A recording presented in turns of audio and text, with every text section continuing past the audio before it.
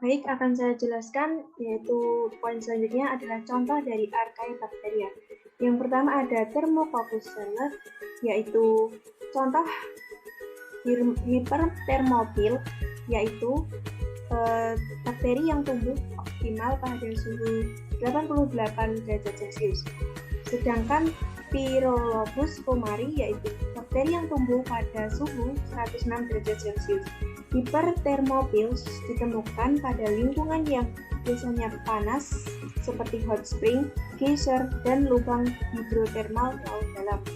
Yang kedua ada Thermoproteus.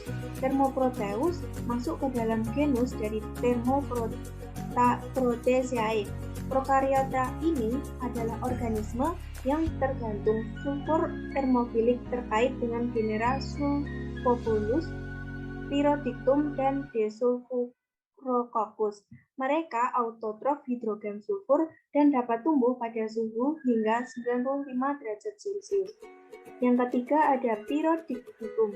Pyrodicticum masuk ke dalam genus dari Pyrodictiaceae, yaitu bakteri yang archaea yang hipertermofilik, berada di bawah laut dengan suhu optimal pertumbuhannya berkisar pada 80 sampai 150 derajat Celcius. Dan yang selanjutnya ada Methanosarcina, adalah genus dari Archaea eukaryotik yang menghasilkan metana. Organisme bersel tunggal ini dikenal sebagai metanogen anaerob yang menghasilkan metana menggunakan semua 3 jalur metabolisme untuk metagenesis. Untuk selanjutnya akan dilanjutkan oleh rekan saya. Ikuti dengan contoh Archaebacteria. Yang selanjutnya adalah ada Methanobacterium. Methanobacterium adalah genus Archaea atau Archaebacteria yang memiliki kemampuan menghasilkan metana. Seperti Archaebacteria, sebagai Archaebacteria, Methanobacterium bersifat prokaryotik atau tidak memiliki membran inti sel. Selanjutnya ada Methanococcus.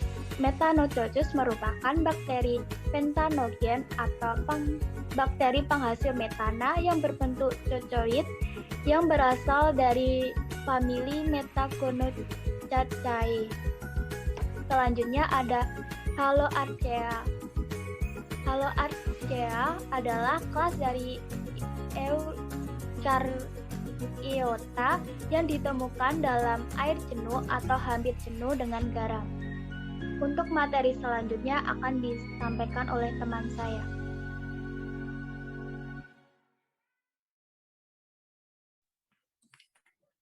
Yang berikutnya ini ada peranan Archaebacteria.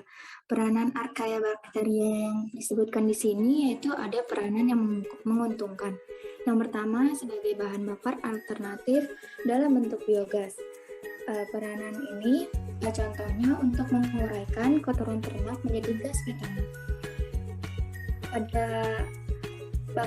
Pada bahan bakar dalam bentuk biogas ini, contoh bakterinya yaitu ada Methanococcus janasci. Yang selanjutnya ada mengatasi pencemaran lingkungan. Mengatasi pencemaran lingkungan ini dapat mengatasi pencemaran lingkungan seperti terjadinya tumpahan minyak. Yang bakteri yang melakukan itu ada Plasmodium dan Arthrobacter. Yang selanjutnya itu ada mengubah pati jagung menjadi dextrin. Dan bakteri yang melakukannya itu ada Bacillus coagulans. Yang selanjutnya dapat ditambahkan ke dalam deterjen atau sabun cuci untuk meningkatkan kemampuan pada pH dan suhu tinggi. Bakterinya yaitu ada Staphylococcus bovis, ada Bacillus Staphylococcus sama Lactobacillus plantarum. Materi selanjutnya oleh teman saya. Pada slide ini menjelaskan tentang peranan merugikan yaitu dari Archaebacteria dalam kehidupan atau bisa disebut dengan dampak negatif Archaebacteria. yang yaitu adalah dapat menyebabkan kerusakan pada makanan yang diawetkan dengan garam. Contohnya ialah bakteri dalam kelompok bakteri halofilik, karena bakteri ini dapat hidup dalam kandungan kadar garam yang tinggi. Archaebacteria ini adalah kelompok yang bisa menyebabkan cepatnya pembusukan pada ikan laut. Selain itu, Archaebacteria dapat menimbulkan penyakit.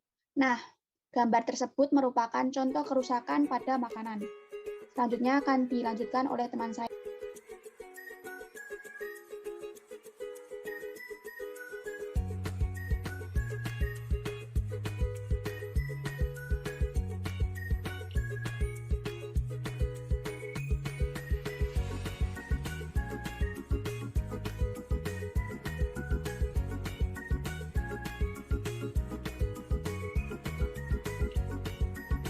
Jo masih unmute ya.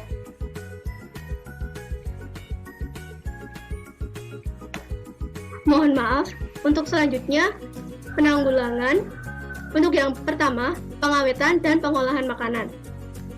Pengawetan dan pengolahan makanan ialah usaha untuk membuat kondisi makanan tidak mudah dirusak oleh mikroorganisme, misalnya bakteri. Makanan yang diawetkan dan diolah menjadikan makanan tersebut bukan merupakan tempat hidup yang optimum bagi bakteri. Pengawetan makanan antara lain dilakukan dengan cara pemanisan, pengeringan, pengasapan, pengasaman, pengasinan, dan pendinginan. Yang kedua, menjaga kebersihan dan kesehatan diri serta lingkungan. Upaya yang dapat dilakukan untuk menjaga kebersihan dan kesehatan antara lain sebagai berikut. Menjaga kebersihan lingkungan, menjaga kebersihan badan dengan mandi dan mencuci tangan sebelum makan, melakukan olahraga secara teratur, makan makanan bergizi, dan cukup istirahat. Yang ketiga, imunisasi. Sebagai upaya untuk memperoleh kekebalan terhadap penyakit yang disebabkan oleh mikroorganisme, misalnya bakteri, imunisasi merangsang kekebalan seseorang dengan memberikan mikroorganisme patogen yang telah dilemahkan. Imunisasi disebut juga vaksinasi atau pemberian vaksin. Selanjutnya, berikut adalah daftar referensi yang kelompok kami gunakan. Sekian yang dapat saya sampaikan, saya kembalikan ke moderator.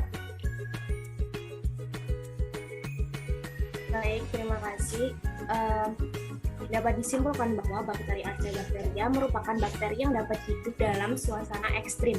Nah, bakteri Archaebacteria ini memiliki berbagai peranan dalam kehidupan dan juga memiliki dampak negatif, di mana dampak negatif jika ada beberapa penanggulangan yang bisa mengatasinya. Semoga apa yang kami sampaikan dapat bermanfaat dan mohon maaf apabila ada kesalahan dalam penyampaian kata. Akhir kata, wassalamualaikum warahmatullahi wabarakatuh.